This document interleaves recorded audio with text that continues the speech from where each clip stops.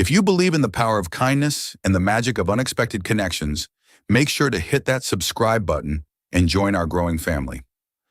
Now let's begin today's story. St. Mary's Church in Willow Creek, Virginia, shimmered like a summer painting that morning. White roses twined around the old wooden archway. Sunlight streamed through stained glass windows, scattering jewel-toned reflections onto the stone-tiled aisle.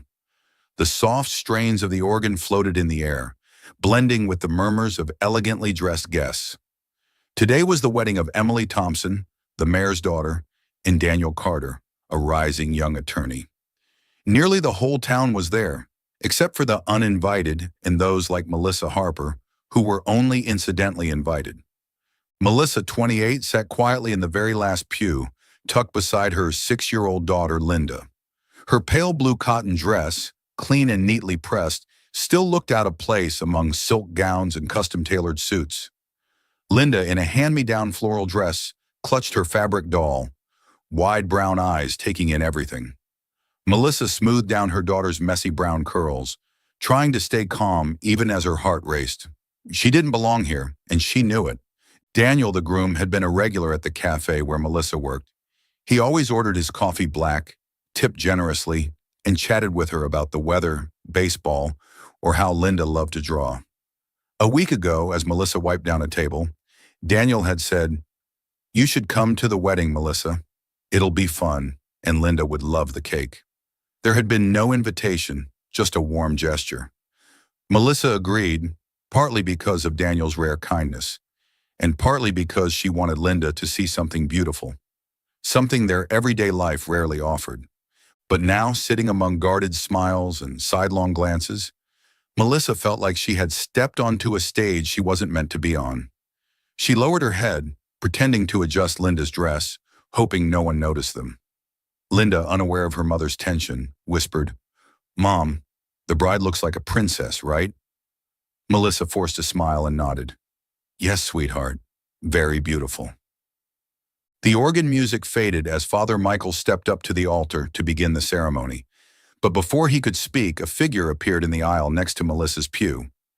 Catherine Thompson, the bride's mother, stood there in a pearl-colored gown, her hair perfectly pinned, eyes fixed coldly on Melissa and Linda. Her smile was tight, as if she'd just spotted a stain on an heirloom rug.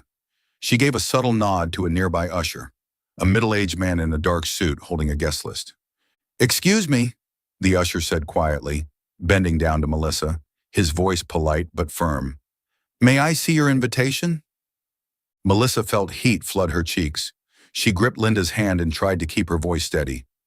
I don't have one. Daniel, the groom, invited me personally." The usher frowned, glancing at the list. "Your name, please." "Melissa Harper," she said softly. People nearby had already started to turn, eyes filled with curiosity, judgment. A woman in pearls whispered to her neighbor, and Melissa caught fragments. "Waitress." "Inappropriate." The usher flipped through the list and shook his head. "I'm sorry, but you're not on here. And, the VIP section is full. Perhaps you should—" He trailed off, but the message was clear. "You don't belong here." Melissa swallowed hard, shame rising like a tide. She stood, pulling Linda with her, avoiding eye contact. "It's okay," she murmured, voice shaking. "We'll go." Linda, still clutching her doll, looked up, confused. "Mommy, did we do something wrong?" The question cut like a blade. Melissa knelt beside her, hugging her tightly. "No, sweetheart, we didn't do anything wrong. It's just a misunderstanding." But in her heart, she knew it wasn't a mistake. It was the truth she tried to ignore. In Willow Creek, a single mom who lived in a cramped apartment and worked at a diner would always be an outsider. Catherine, standing just feet away, turned back to her circle of friends with a triumphant smile. Melissa heard the brittle laughter, sharp as shattered glass.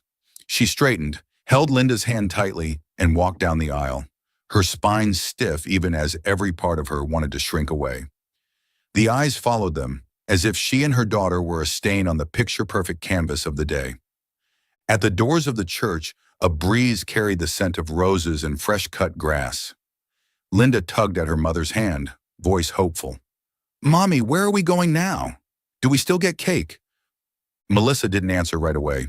She looked down at her daughter, those bright eyes, that innocent smile, and reminded herself to stay strong, if only for Linda. We're going home, honey, she said gently but firmly, and I'll bake you a cake. Better than wedding cake. Linda nodded, though her eyes drifted back toward the church, where the organ music had resumed. Melissa tightened her grip on her daughter's hand and stepped through the arched gate. She didn't see the man in the gray suit watching from a few pews away, his gaze sharp yet conflicted. That man, Mason Whitaker, had seen everything, and soon he would change Melissa's life forever. But that's a story for another day. A light drizzle had begun to fall over the lawn of St. Mary's Church, the raindrops beating on blades of grass and shimmering faintly beneath the soft midday light. Melissa Harper clutched Linda's hand tightly, hurrying through the rose-draped archway, trying to keep her daughter from getting wet. The organ still echoed inside, a beautiful sound, but for them it was only a reminder of the rejection they'd just endured. Melissa bowed her head, her brown hair catching the rain, hiding the redness in her eyes. She didn't want Linda to see her cry. "Mommy, are we still getting cake?" Linda asked, her voice a hopeful whisper tinged with worry. The fabric doll in her hand was damp along one side. Melissa forced a smile and knelt down to adjust her daughter's floral dress. "I'll make you a cake at home, sweetheart. Chocolate, your favorite." Linda nodded, though her eyes drifted back to the stained glass windows of the church that still shimmered in the distance. Just as they stepped past the gate, a little boy, about Linda's age and dressed in a tiny blue suit, ran up from a nearby gathering of guests. He looked at Linda with innocent curiosity and blurted out, "Hey, where's your dad? Why is it just your mom?" The question was childlike, but its impact was sharp. Linda froze, her wide eyes filling with tears. She clutched her doll tighter, her voice barely a whisper. I don't know." Melissa's heart cracked. She pulled Linda into her arms, holding her close. "It's okay, baby. You don't have to answer." But Linda began to cry, soft sobs lost in the patter of rain. Melissa stroked her daughter's hair, trying to keep her voice even, but inside she was reeling with shame and hurt. In Willow Creek, questions like that were never harmless. A single mother was always a subject of scrutiny, sometimes pity, sometimes scorn. Then a calm and steady voice rose from behind them. "Excuse me, is there a problem here?" Melissa looked up to see a man in a charcoal gray suit walking toward them. He was well-dressed but unpretentious, in his mid-30s, with dark hair neatly combed and eyes so deeply blue they seemed almost steel gray. His presence cut clean through the murmurs of the bystanders as he stepped in front of Melissa and Linda, shielding them from further stares. The church usher, the same one who had just politely ushered Melissa out, hurried forward, guest list still in hand. "Mr. Whitaker, sir, it's just a mix-up with the guest list. She wasn't on it, and seating is limited, so—" The man, Mason Whitaker, raised a hand to stop him. "She's my guest," he said calmly, but with an authority that ended the conversation. "I'll take care of it. Thank you." The usher hesitated, then nodded and stepped back. Whispers continued to ripple through the crowd, but Mason didn't acknowledge them. He turned to Melissa, his expression softening. "You don't have to leave in the rain like this. My car's nearby. Let me take you both somewhere dry." Melissa blinked, stunned. She didn't know this man, but his voice carried a kind of steady sincerity she couldn't bring herself to reject. "Thank you," she said quietly, "but we don't want to trouble you." "It's no trouble at all," Mason replied, then crouched slightly to address Linda, offering a warm smile. "Hey there, kiddo. Do you like hot chocolate? There's a little cafe nearby that makes the best one in town." Linda, still sniffling, gave a shy nod, her eyes glimmering again. Melissa squeezed her hand and nodded too, still wary, still unsure. Mason led them to a black SUV parked discreetly near the edge of the lot. He opened the rear door for Linda and then the front for Melissa, polite without being showy. Once everyone was settled and the engine purred to life, the rain drummed gently on the windshield. Inside, the car smelled faintly of leather and cedar, comforting somehow against the chill of the morning. On the drive to the cafe, Mason kept his tone light and directed his attention mostly to Linda. So, he asked with a grin, what's your doll's name? Her name's Daisy, Linda said, voice growing more confident. I made her dress all by myself. Mason looked impressed. Really, that's amazing. I bet Daisy loves hot chocolate just as much as you do. Linda giggled, the first real laugh since leaving the church. Melissa watched quietly, taking in the man beside her. He wasn't just polite. He had a way of putting Linda at ease, something few strangers could manage. But why was he helping them? She bit her lip, then spoke. Mr. Whitaker, right?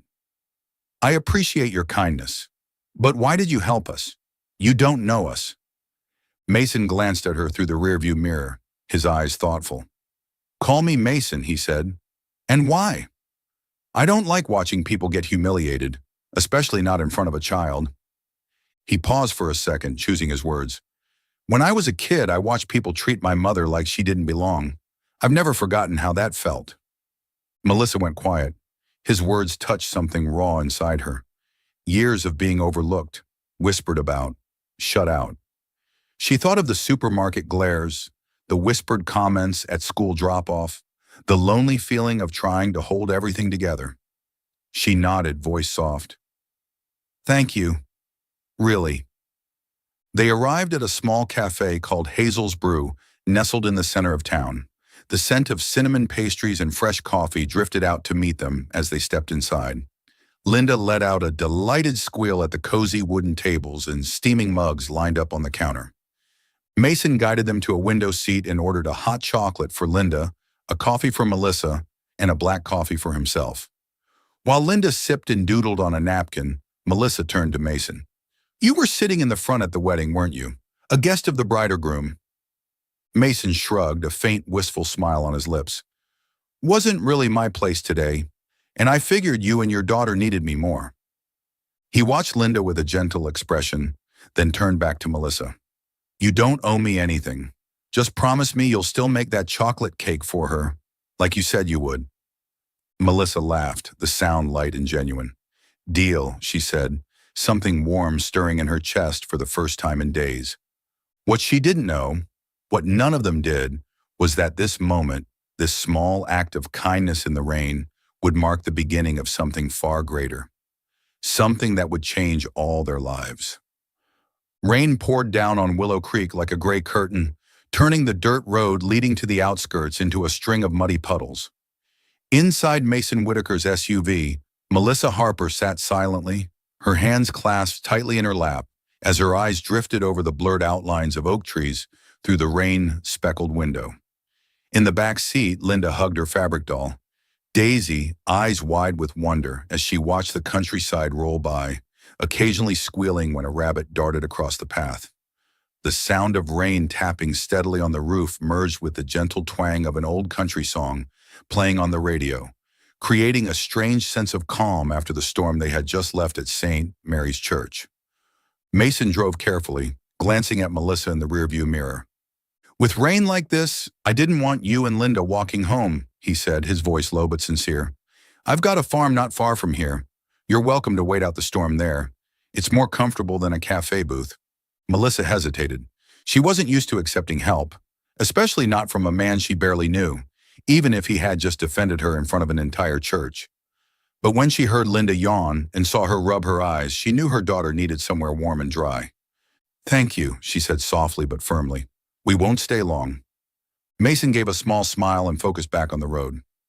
Minutes later, the SUV turned down a tree-lined lane and emerged at a hilltop farm nestled in a blanket of misty green. The main house was made of oak and stone, with deep red roof tiles and large windows that looked out onto open meadows. A small garden framed the home, filled with wildflowers and apple trees, charming and understated, not opulent, but deeply inviting. Melissa thought it didn't look like a millionaire's estate. It looked like a home with a soul. As the SUV pulled up to the front, an older woman stepped out from the doorway, holding an umbrella. Her gray hair was tied back neatly, and she wore a forest green sweater and jeans. Her smile was kind, cutting through the dampness in the air. Mason, you're home early, she said, her gaze drifting to Melissa and Linda with gentle curiosity. And this is Ruth, this is Melissa and Linda. Mason replied as he opened the back door for Linda. They'll be staying a while. Rain delay. Can you set up the guest room? Of course, Ruth nodded and waved Linda over. Hi there, sweetheart. You like cookies? I just baked a batch. Linda, still shy but intrigued, nodded. Her eyes brightened at the mention of cookies. Melissa managed a grateful smile, the tension in her chest loosening slightly. Ruth ushered them inside. The living room was spacious and warm, with a stone fireplace and bookshelves brimming with old novels. The air smelled of pine wood and fresh-baked cookies. Linda, still clutching Daisy, ran to the wide window and exclaimed, Mommy, look! There's a rainbow!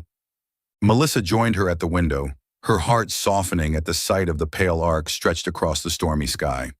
She gently smoothed Linda's damp curls, grateful that her daughter was smiling again. While Ruth prepared the guest room, Mason poured a cup of hot tea and handed it to Melissa. Are you okay? He asked, his voice careful, as if afraid of overstepping. I'm fine, Melissa replied, wrapping her hands around the cup. Today just didn't go the way I hoped. I only wanted Linda to have a nice day. She glanced toward her daughter, who was now peering out into the garden. This place, do you live here alone? It's beautiful. Mason nodded, a trace of melancholy in his eyes. Mostly alone. Ruth's been here since I was a kid. The farm's been in my family forever, but I restored it after... He trailed off, fingers tapping lightly against his coffee cup. After an accident, a few years ago, someone I loved passed away. Melissa blinked, surprised by the openness. I'm sorry, she said quietly. That must have been hard. Mason shrugged, the smile on his lips failing to mask the sadness behind his eyes. I got used to it, or at least I've tried to. He changed the subject, voice softening.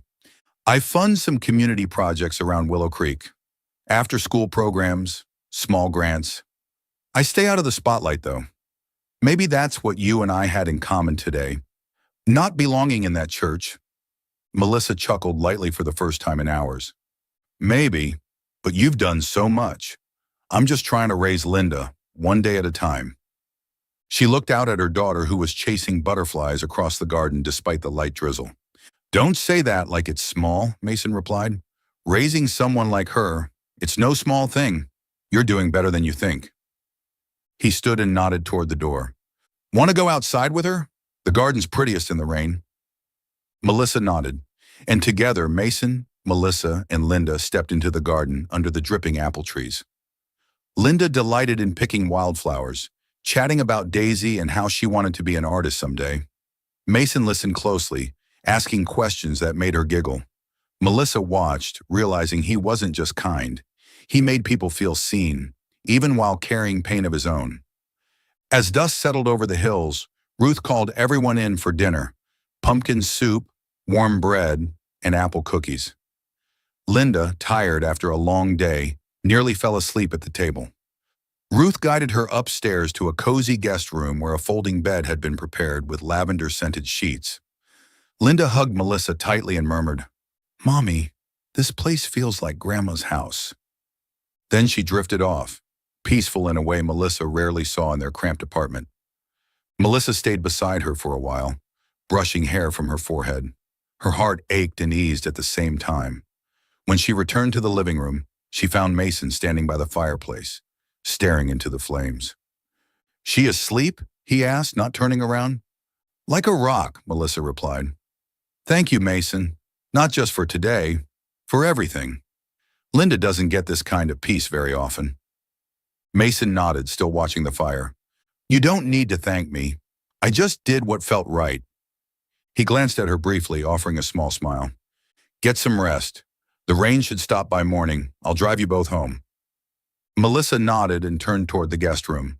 But even as she walked away, she couldn't shake the feeling that this farm, and the man by the fire, had just opened a door to something she never dared hope for.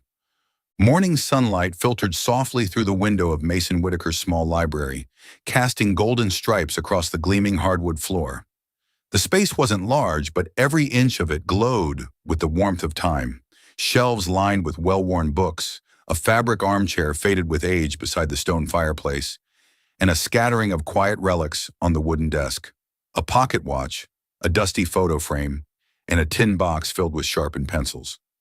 Melissa Harper stood in the center of the room, a cloth in hand, momentarily caught in the scent of old paper and pine. She had agreed to help Ruth with the morning cleaning, partly to show her gratitude and partly to distract herself from the sting of the previous day at St. Mary's. Ruth, her silver hair neatly tied back and arms full of fresh towels, stepped into the room with her usual gentle smile. "You don't have to do too much, dear," she said as she placed the towels on the desk. "Just dust the shelves and maybe straighten a few books. No one really comes in here anymore. Not since—" She paused, her voice trailing off into memory. "Well, take your time." Melissa nodded, respecting the pause, but sensing that Ruth had just stepped around something delicate.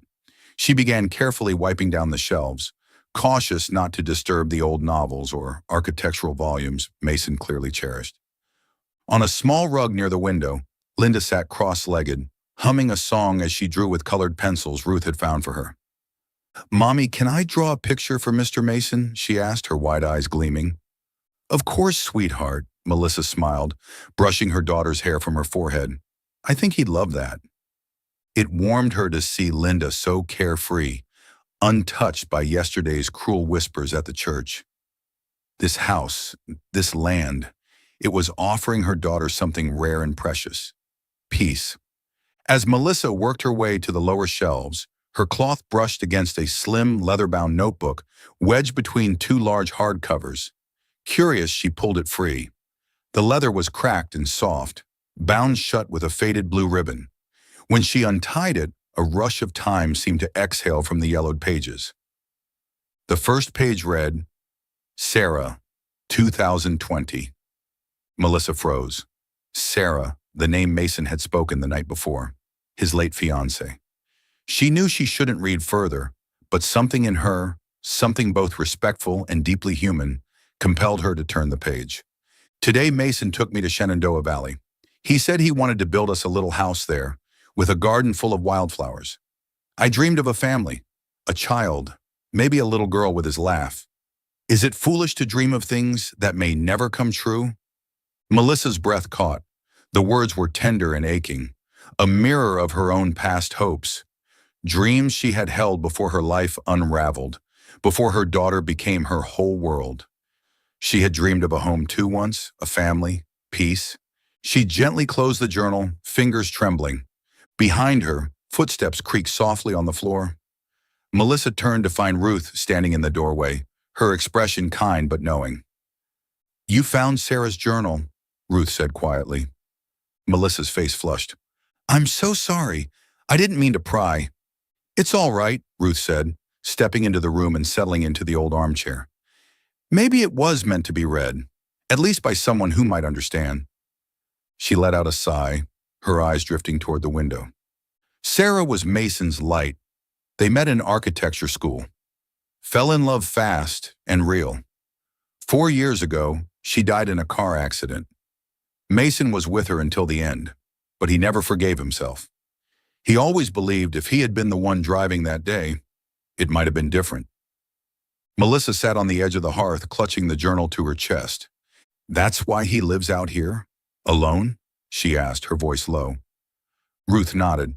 "He left the company, came back here, started funding local projects, quietly without ever attaching his name. I think he was trying to give something back, trying to prove he wasn't useless.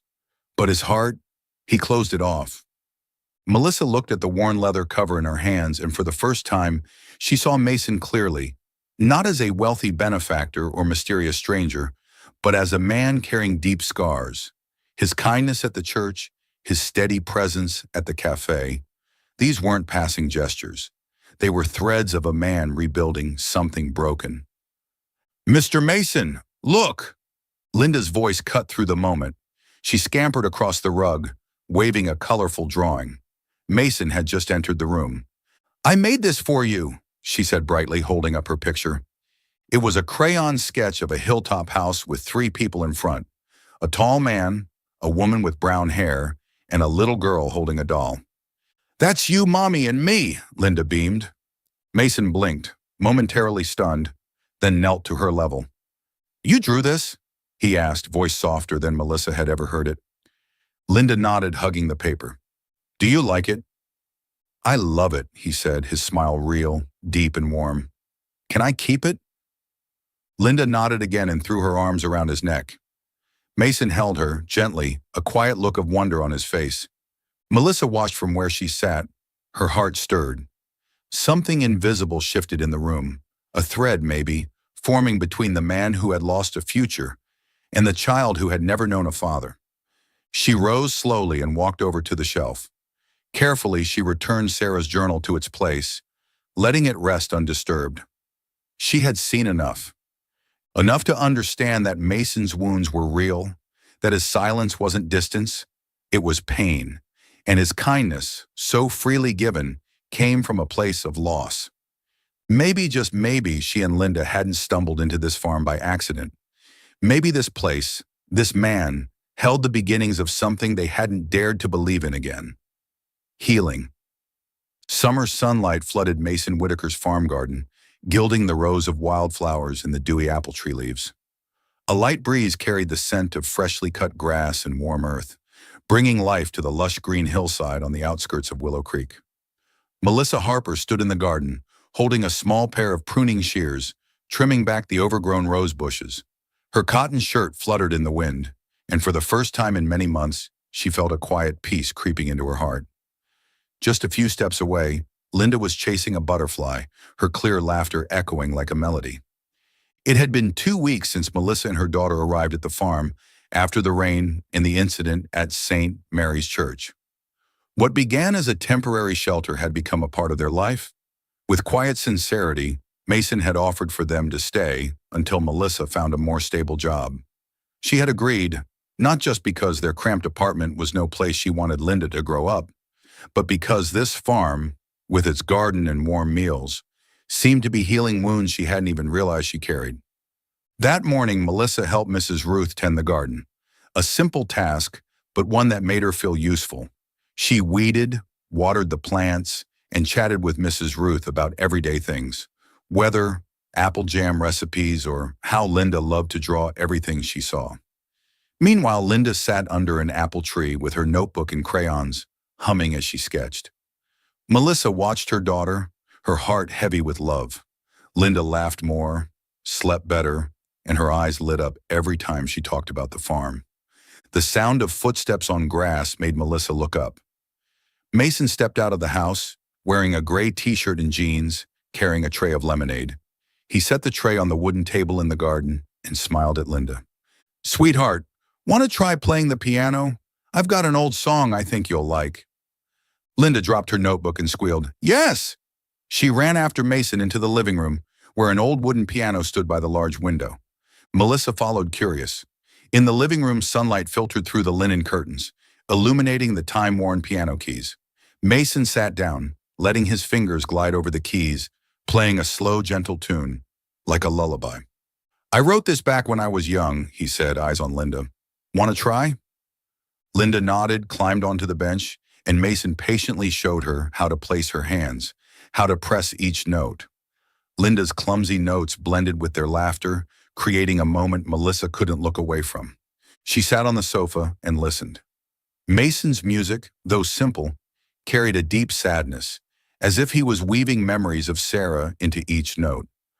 Melissa thought of the journal she found in the library, the lines about Sarah's dreams of family. She looked at Mason, a man who always appeared calm, but whose eyes, when he taught Linda, revealed a tenderness she'd never seen before. That afternoon, the three of them had lunch in the garden. Mrs. Ruth's homemade sandwiches, fresh garden salad, and chilled lemonade. Linda told Mason about her doll, Daisy, saying it wanted to be an artist like her. Mason listened, teasing her now and then, making Linda giggle. Melissa watched, realizing the bond between the three of them was quietly growing in these ordinary moments. Having breakfast together, reading books to Linda, or simply sitting in the sunlight, listening to a child's story. After lunch, as Linda ran off to pick wildflowers, Mason turned to Melissa, his voice low. "Have you ever thought about teaching?" he asked. "I fund a community center in town. They offer literacy classes for underprivileged kids. They need someone like you, patient, good with children." Melissa blinked, surprised. I, I've never taught formally. I just teach Linda at home, and I dropped out of college because she trailed off, not wanting to bring up the husband who had left her. I mean, I'm not sure I'm good enough. Good enough, Mason repeated, his gaze sincere. I've seen the way you teach Linda. You have a gift, Melissa, and the center needs people like you. Just a few hours a week if you want to give it a try. Melissa was silent, weighing the idea. The thought of doing something meaningful, of feeling valuable, made her heart race. She nodded and smiled. All right, I'll try. Thank you, Mason. He nodded, though his eyes drifted off into the distance. Don't thank me. I just wanted to help. He stood and walked into the house, leaving Melissa with the feeling that he was holding back something invisible. She didn't know that, in Mason's heart, every moment with her and Linda was a quiet battle. He loved the way Linda laughed, the way Melissa cared for her, but he feared that if he allowed himself to get closer, he might lose the memory of Sarah, the woman he once promised to love forever. That evening, Melissa sat beside Linda in bed, reading a fairy tale. Linda yawned and whispered, "Mommy, Mr. Mason is nice, isn't he? He reminds me of Grandpa." Melissa smiled, brushing her daughter's hair. "Yes, he's very kind. Now go to sleep, sweetheart." But as Linda drifted off, Melissa looked out the window, where the moonlight shone over the garden. She thought of Mason, of the community center, and of herself, a single mother who once thought she had nothing left but Linda. At this farm, she was starting to believe she could do more, and for the first time, she dared to hope for the days ahead. The Willow Creek Community Center, a modest red brick building nestled in the heart of the town square, buzzed with children's laughter on Saturday morning. Summer sunlight streamed through the tall windows, lighting up chalkboards covered with letters and numbers. Melissa Harper stood at the front of a small group of elementary students, pointing at the board, her voice gentle but steady. "Okay, who can read this word? Sunshine." A shy girl raised her hand and read it out loud. Melissa smiled and clapped encouragingly. "Great job, Emma." The literacy class, funded by Mason Whitaker, had become an unexpected joy for Melissa over the past 3 weeks. The children, many from underprivileged families, adored her for her patience and the stories she told during breaks. Some parents, once hesitant, had started bringing her cookies or coffee to show appreciation. Melissa felt that a part of herself, buried after years of being a single mother, was coming alive again. She was starting to believe she could do something meaningful, not just for Linda, but for all of Willow Creek. But not everyone in town looked at her with warmth. After class, Melissa took Linda to Hazel's Brew for a hot chocolate. The small cafe was packed, the air rich with the scent of cinnamon waffles and coffee. Linda sat at a corner table, doodling, while Melissa stood in line. At the counter, she overheard 2 women talking nearby, their voices just loud enough that she couldn't pretend not to hear. "That's her, the one staying at Mason Whitaker's farm." One woman, wearing a silk scarf, whispered to her friend, "Used to be a waitress at that cafe. Single mom. Now she's climbing up thanks to Mason. Who would have guessed?" The other woman chuckled, her eyes drifting toward Melissa. Does she really think she belongs with someone like him? Mason's a millionaire, and she didn't even finish college. I heard her husband left because she wasn't good enough. Melissa felt the blood rush to her face, as if she'd been slapped. She lowered her gaze, pretending to study the menu, but the words stung like knives. She knew this town, where people smiled to your face and whispered behind your back. She had once been shunned for being a single mom, the judging stares at the grocery store, the church invitations that never came. But she had hope that the class, Mason's kindness, meant things could be different. Now she realized she had been naive. On the ride back to the farm, Linda held her mother's hand, chattering happily about a drawing she'd made. Melissa only nodded, her mind spinning. The whispers had reopened wounds she tried to bury. She was a failed single mother, abandoned by her husband, not good enough for someone like Mason. She looked at Linda, carefree and glowing with joy, and wondered if staying at the farm had been a mistake, not just for her, but for Linda too, who would grow up hearing those whispers.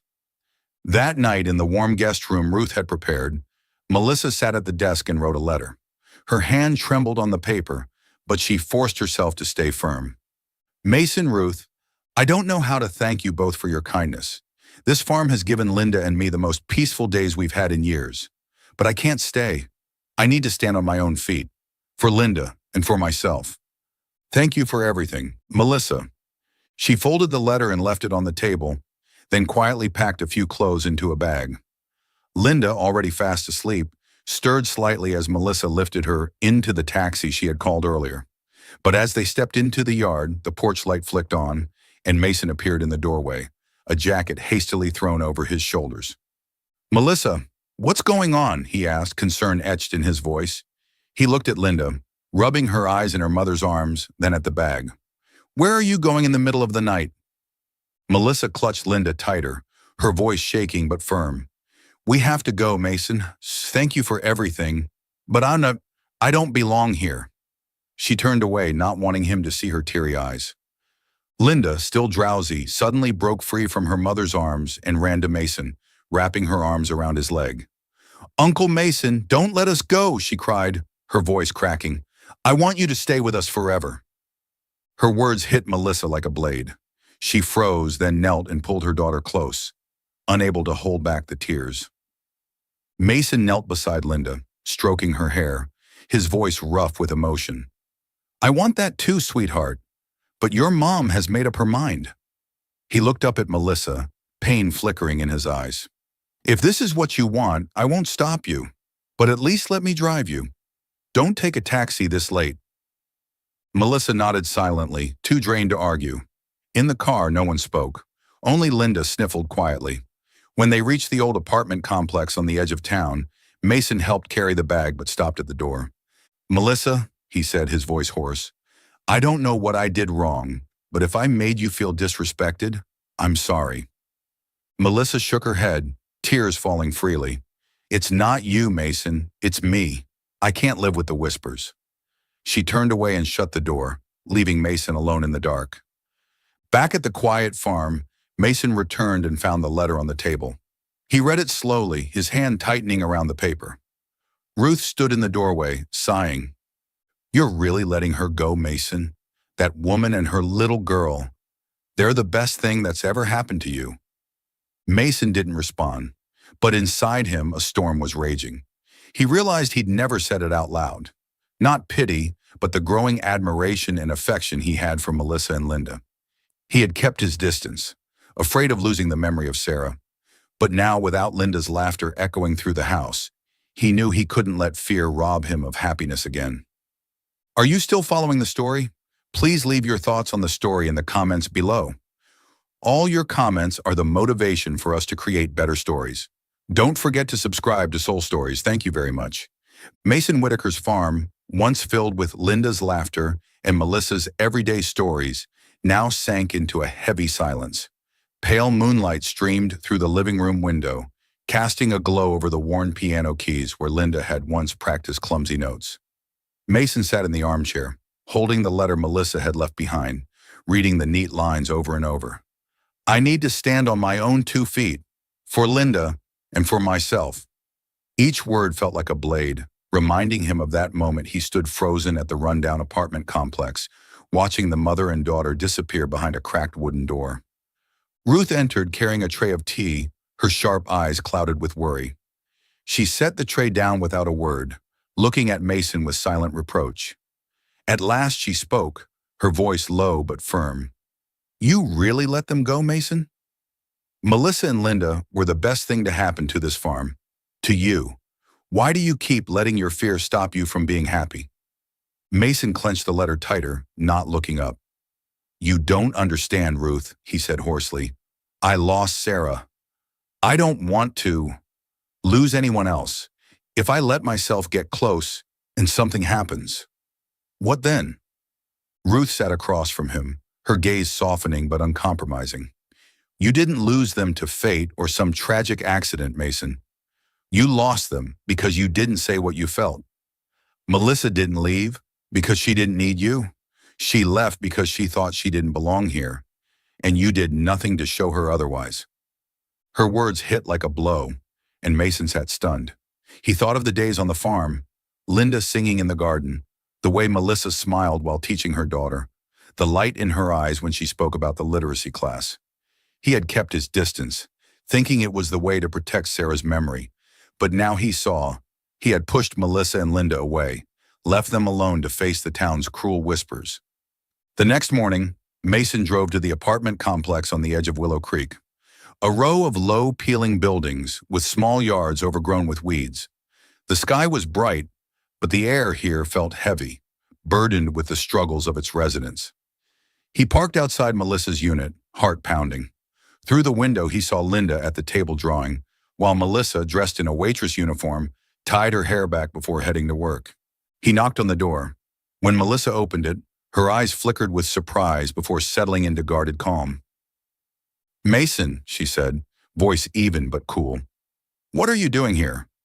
Before he could answer, Linda looked up, her eyes lighting up. "Uncle Mason!" she cried, leaping from her seat and wrapping her arms around his legs, hugging him tightly like she was afraid he might vanish. "Uncle Mason, I missed you. You came to take us back to the farm, right?" Mason knelt, holding Linda close, his heart aching. "I missed you too, sweetheart," he said, brushing her hair. He looked at Melissa, her expression still distant, though her hands trembled slightly as she held Linda's shoulders. "Linda, go inside, honey," Melissa said gently but firmly. Linda hesitated, then ran in, leaving the adults in the soft morning light. Melissa folded her arms. "If you're here to convince me, don't bother. I've made up my mind. I need to make it on my own." Mason took a deep breath, searching for the right words. "Melissa, I didn't come to convince you. I came to apologize." He stepped closer, his voice low and sincere. "I didn't help you and Linda out of pity. You gave me a reason to live again, to feel like that farm was more than just a place I was hiding in. But I never made that clear. I let you think you didn't matter. That was my failure." Melissa blinked, surprised by his honesty. She turned away, glancing through the window at Linda drawing again. "You don't understand," she said, voice shaky. "This town, they said I was reaching above my place, that I wasn't good enough for you. I can't raise Linda in that. I grew up with those whispers. I won't let her do the same. I have to prove I'm good enough, not just to them, but to myself." Mason nodded, his eyes pained but resolute. "I understand, but you don't need to leave to prove that. You already have, with your class, with the way you raise Linda. You're stronger than you know, Melissa. And if you're willing, I want you to come back to the farm. Not as a guest, but as the leader of a new community project I'm launching. A class for women like you, women who need a second chance." Melissa was quiet, considering. She thought of the days at the farm, Linda's laughter, the way Mason looked when he taught her piano. She thought of this cramped apartment, the aching hands from night shifts at the diner, just to cover rent.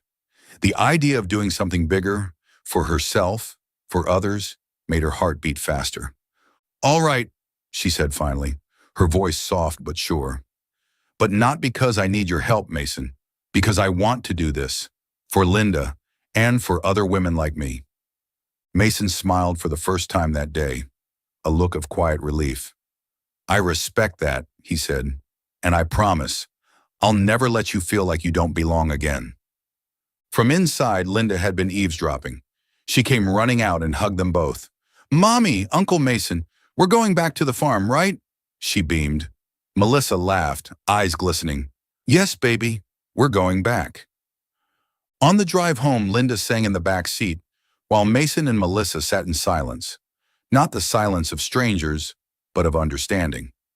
Mason looked at the road ahead, knowing he still had fears to conquer, but this time he wouldn't let them hold him back. The farm, with its garden and Linda's laughter, would be full of life again.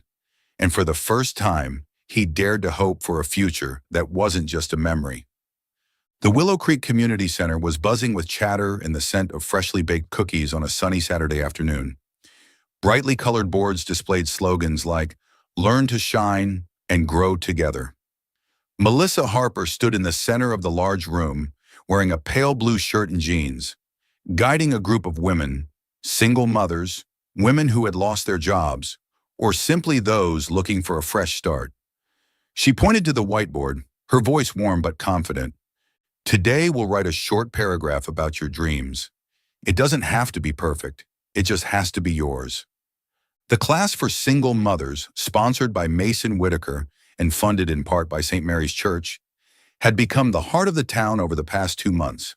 Melissa, with the help of Mrs. Helen, a retired black elementary school teacher with more than 3 decades of experience, had turned the class into a safe space where students didn't just learn literacy skills but also shared their personal stories.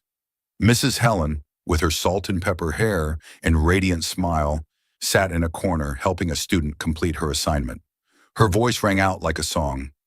"You're doing great, Mary. Now let's try one more sentence, shall we?" Melissa looked around, her heart full of satisfaction. She remembered the days in that rundown apartment when she thought she had nothing but Linda. Now she stood here, leading a program that wasn't just changing the lives of these women, it was helping her rediscover herself. Near the window, Linda was drawing with a few other children, occasionally glancing up to smile at her mother. Melissa smiled back, knowing she was building a better future for her daughter. After class, Melissa and Mrs. Helen stayed behind to tidy up and discuss plans to expand the program in the fall. "You remind me of myself when I was younger," Mrs. Helen said, her eyes sparkling. "You're not afraid of hard things and you put your heart into everything you do. This town is lucky to have you." Melissa blushed and shook her head. "No, I'm the lucky one, for having you here." The next day, Mason arrived at the center wearing a gray t-shirt and carrying a folder. "I want to take you to the church," he said, his voice calm but enthusiastic. "The board wants to hear about the project. I think we can propose an expansion, more classes, maybe even a support fund for women learning new trades." Melissa blinked, surprised by the scale of the idea, but nodded, confidence growing inside her. At St. Mary's Church, sunlight streamed through the stained glass windows, casting dappled patterns over the wooden pews. Father Michael, a tall, lean man with silver hair, welcomed them into his modest office. Sitting beside him were 2 board members, and, to Melissa's surprise, Mrs. Catherine Thompson, the mother of the bride from the wedding where Melissa had once been, politely asked to leave. Her heart raced, but she kept her posture upright and held the folder Mason had handed her firmly. Mason began, his voice clear. "Melissa's program has helped over 20 women in town, and we believe it can do even more. With the church's support, we'd like to expand the classes and create a scholarship fund." He looked at Melissa, giving her the floor. Melissa took a deep breath and outlined the plan: writing classes, financial literacy, emotional support, all aimed at helping women become more independent. She spoke of the students, Mary, who had just landed a part-time job after learning how to write a resume, and Laura, who had rediscovered hope after years of abuse. Her voice wavered at first but grew steadier with each word, as if all the fear of judgment had melted away. Father Michael nodded thoughtfully. When Melissa finished, he smiled warmly. "Ms. Harper, I must admit, this church didn't treat you fairly in the past. For that, I'm sorry. But what you've done proves that you're an essential part of Willow Creek. The church will support your project." Mrs. Catherine, who had remained silent throughout, gave a small nod. Her gaze no longer carried the coldness it once did. Melissa left the church feeling relieved, and still a little stunned. Mason walked beside her, smiling. "You did great," he said.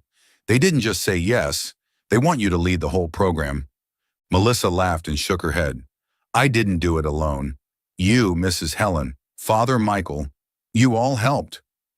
That weekend, the community center held a small celebration to mark the expansion of the project. A long table covered in a white cloth was lined with pastries and fruit juice.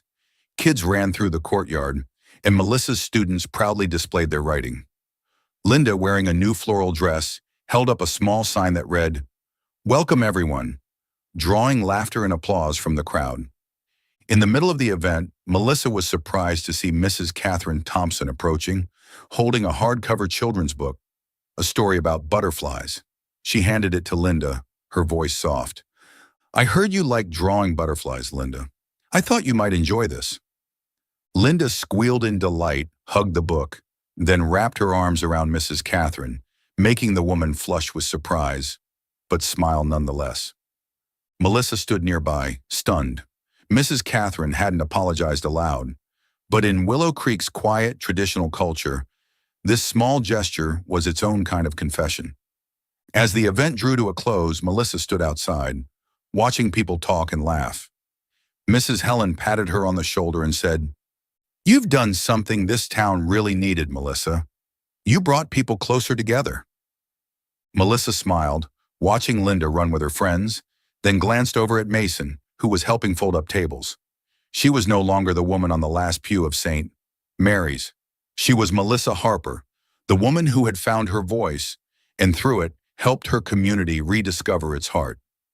The summer sunset cast a golden-orange glow over Mason Whitaker's garden, bathing the wildflowers in dew-speckled apple leaves in warm light.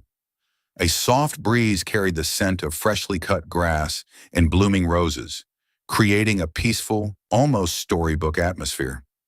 Melissa Harper sat on a wooden bench in the garden, holding a warm cup of tea, her eyes drifting to Linda, who was laughing as she chased a butterfly through the flower beds. The farm, with its sunlit days and birdsong, had become a second home to mother and daughter, a place where old wounds were slowly healing. Mason emerged from the house holding a folder of sheet music.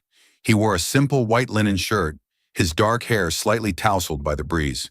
He paused, watching Linda with a quiet smile, then walked over and sat beside Melissa. "That girl never runs out of energy," he said, his deep voice warm, his gaze still following Linda. Melissa chuckled, setting her tea down. "Sometimes I wish I had half her energy. She loves this place, Mason. She calls it her butterfly kingdom." She looked at him, a mixture of gratitude and something newer, something harder to name. Over the past weeks, through community classes, shared meals, and the way Mason patiently played piano with Linda, she had come to see him not just as the man who helped her at the church, but as someone she wanted to truly understand. Mason handed her the folder, his fingers brushing lightly across the cover. "I wrote this for Linda," he said, his voice slightly hesitant. "It's a short piece, inspired by the little tune she's always humming. I guess you and Linda helped me believe in love again." He looked at her, his deep blue eyes filled with sincerity and a trace of fear, as if he worried he'd said too much. Melissa took the folder, her fingers trembling slightly as she read the title, Linda's Lullaby. The handwritten notes were soft, like a lullaby, and made her heart beat faster. She thought of Sarah's journal, of dreams about family, and realized that Mason, who had locked his heart away after such a loss, was now opening it to her and Linda. "Mason, this is beautiful," she said softly. "Linda's going to love it, and I don't even know how to thank you." "Don't thank me," Mason replied, his gaze gentle. "I'm the one who should be thanking you. You and Linda brought light back into this place, into my life. After Sarah, I didn't think I'd ever feel this again. But you make me want to try." Melissa was quiet. His words touched something deep inside her.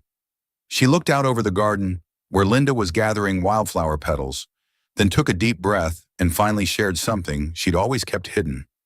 "I used to think I didn't deserve love," she said, her voice trembling slightly. "When Linda was just a year old, her father left. He said I wasn't good enough, that I was holding him back. And I believed it, Mason. I worked day and night to raise Linda. But I always felt like I wasn't enough. When people in town started whispering, it reminded me of his words, and I got scared. Scared that Linda would grow up with a mother who wasn't strong enough." Mason listened without interrupting, his eyes full of understanding. When she paused, he gently took her hand, his grip warm and steady. "Melissa, you are not lacking," he said, his voice firm. "You're the strongest person I've ever met. The way you've raised Linda, the way you stood tall at the community center, that's not something just anyone can do. You deserve every good thing, and I want to be part of that, if you'll let me." Melissa blinked, tears glimmering in her eyes, but she smiled. She gave his hand a small squeeze, the fear that had once held her back slowly melting away. "I want that too," she whispered. "But I'm scared, Mason. Scared I won't be enough, or that this won't last." "We're all scared," Mason said, pulling her gently into a hug. "But I'd rather be scared and try than let you and Linda walk away again." They embraced in the fading sunlight, the breeze mingling with the soft piano melody Mason had played earlier, still echoing from the living room. From across the yard, Linda ran over holding a new drawing, unaware of the moment unfolding. She held it up excitedly. "Mom, Mr. Mason, look, I drew our family." The picture showed three figures in front of the farmhouse, a tall man, a woman, and a little girl holding a doll, surrounded by colorful butterflies. "I want you and Mr. Mason to get married so we can stay here forever," she declared. Melissa laughed, blushing, while Mason pretended to cough, his smile radiant. "Well, young lady, you sure know how to make things interesting," he said, lifting Linda into his arms as she giggled. "But I think your mom needs a little more time to decide on such a big thing." He glanced at Melissa, his look teasing but warm. Melissa brushed Linda's hair back and hugged her close. "Linda, no matter what, Mr. Mason and I will always be here for you," she said gently. Linda nodded content and ran off to play again, leaving the two adults standing together in the golden light. They sat back down on the bench shoulder to shoulder, no words needed. The sound of the piano, now played softly by Mrs. Ruth, floated through the window like a gentle reminder of the days they had shared on the farm. Melissa looked at Mason and for the first time in years, felt true peace. She was no longer the insecure single mother, and Mason was no longer the man hiding from the past. They were building something new, not to replace what had been lost, but to cherish what they now had. As the sun finally dipped below the horizon, leaving a sky full of stars, Mason took Melissa's hand and whispered, "Thank you for giving me a chance." Melissa smiled, resting her head on his shoulder. "Thank you for giving me a home." St. Mary's Church in Willow Creek, Virginia, basked in the warm glow of June sunlight that morning. Rays filtered through stained glass windows, casting patches of green, red, and gold across the stone aisle. Simple white wildflowers, picked from Mason Whitaker's own garden, were tied around the wooden pews, creating an atmosphere both rustic and elegant. There was none of the extravagance of the mayor's daughter's wedding the year before, but today felt warmer, more genuine, as if the entire town had gathered to bless a new beginning. It was the wedding day of Melissa Harper and Mason Whitaker, a day Willow Creek would long remember. Melissa stood in a small room behind the church, wearing a simple white wedding dress. Delicate lace sleeves wrapped around her shoulders, and the hem of her gown brushed the wooden floor. She looked at her reflection in the mirror, her brown hair loosely tied back with sprigs of wildflowers tucked in. She smiled, not the nervous smile of a bride seeking perfection, but the calm smile of a woman who had found peace after a long storm. Linda, in a soft pink floral dress, stood beside her, holding a basket of fresh petals, bouncing on her toes. "Mommy, you look like a princess," she squealed, her wide eyes sparkling. Melissa knelt and hugged her tightly, brushing back her messy curls. "Thank you, my sweet girl," she whispered, tears shimmering in her eyes. "And today you're the most beautiful little flower girl." Linda giggled, gave her mother a tight squeeze, and dashed toward the door, eager to begin the ceremony. Outside, the church was filled, not with lavish VIPs, but with familiar faces from Willow Creek. Mrs. Helen, the retired African-American schoolteacher who had supported Melissa's work at the community center, sat in the front row wearing a violet dress, her smile radiant. Melissa's students, Mary, Laura, and many other women, chatted quietly, proud of the woman who had helped them reclaim their voices. Even Mrs. Catherine Thompson, once cold and dismissive when Melissa was asked to leave a wedding, was there, wearing a pale blue silk dress, her expression softer than ever. The organ began to play a gentle, slow melody, Linda's lullaby, written by Mason himself and performed by a friend. Linda entered first, scattering white rose petals down the aisle, each step a playful dance. The guest chuckled when she paused to wave at Mrs. Helen, making the whole church light up with joy. Melissa, arm in arm with Ruth, who had become like a mother to her, followed, her heart racing not with fear, but with joy. Mason stood at the altar in a dark gray suit, his black hair neatly combed, his eyes lighting up as he watched Melissa approach. He didn't hide his smile, an honest, heartfelt smile, as if every sorrow in his past had melted away in this moment. When she reached him, he took her hand and whispered, You're more beautiful than I ever dreamed." Melissa blushed, gripping his hand gently, feeling as if the entire world had disappeared except for the two of them. Father Michael stepped up to the pulpit, his voice warm and steady in the quiet sanctuary.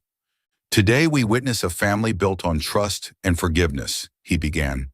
"Melissa and Mason have overcome trials, not just to find one another, but to bring us, the Willow Creek community, closer together. Today we bless not only their love, but the power of grace and hope." Many guests wiped away tears. Mrs. Catherine bowed her head, her hand clutching a handkerchief, perhaps remembering her past mistakes. Mrs. Helen nodded proudly at Melissa, her eyes glowing. Linda, standing beside her mother, looked around wide-eyed, not grasping every word but sensing the joy in the air. The ceremony was simple but heartfelt. Mason and Melissa exchanged vows, their voices shaky yet sure.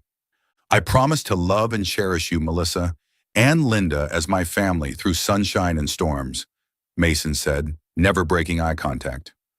Melissa replied, tears rolling down her cheeks. "I promise to stand beside you, Mason, and build a home full of love, for us and for Linda." They exchanged silver rings etched with tiny wildflowers, symbols of the garden that had brought them together. When Father Michael declared them husband and wife, Mason gently kissed Melissa, a soft but deeply emotional kiss. Linda clapped and jumped up and down, making the whole church laugh. Guests applauded as the couple walked back down the aisle, wildflowers tossed in the air by the children from Melissa's class, creating a dazzling scene in the sunlight. The reception took place at the farm, in their beloved garden. Long wooden tables draped with white linen held homemade pastries, apple preserves, and cold lemonade. Children ran and played while adults mingled, the music of a local country band filling the warm air. Mrs. Helen led a group of students in presenting Melissa with a notebook filled with letters of thanks. "You changed our lives," Mary said, hugging Melissa. "Today is your day, but it's ours too." Even Mrs. Catherine, still composed but more open, approached Melissa. "You've done something wonderful for this town, Melissa," she said sincerely.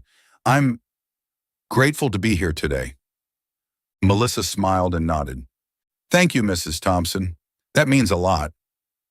There was no formal apology, but in Willow Creek, presence and words like these were enough to heal old wounds. As the sun dipped lower in the sky, Melissa led Mason to a small corner of the garden she had tended herself. A bed of daisies, lavender, and wild roses surrounded a wooden plaque that read, "Sarah's Garden." "I wanted to do this," Melissa said softly, "to honor Sarah. She was an important part of your life. I hope it's okay." Mason stared at the plaque, eyes glistening. He pulled Melissa into his arms and whispered, "You're not replacing anyone, Melissa. You and Linda are the miracle I never dared to dream of. Thank you for making me a better man." They stood together, holding each other, as the breeze whispered through the garden, carrying blessings from the past and hope for the future. The final scene, Linda ran through the garden, holding a butterfly-shaped kite Mason had made for her. Her laughter echoed, mingling with the soft music from the band. Melissa and Mason stood side by side, hands entwined, watching her. "We did it, didn't we?" Melissa asked, resting her head on his shoulder. Mason kissed her forehead, smiling. "Yes, we did. And this is only the beginning." They looked out toward the horizon, where the last golden rays of sunlight still shimmered, knowing that whatever the future held, they would face it together as a real family.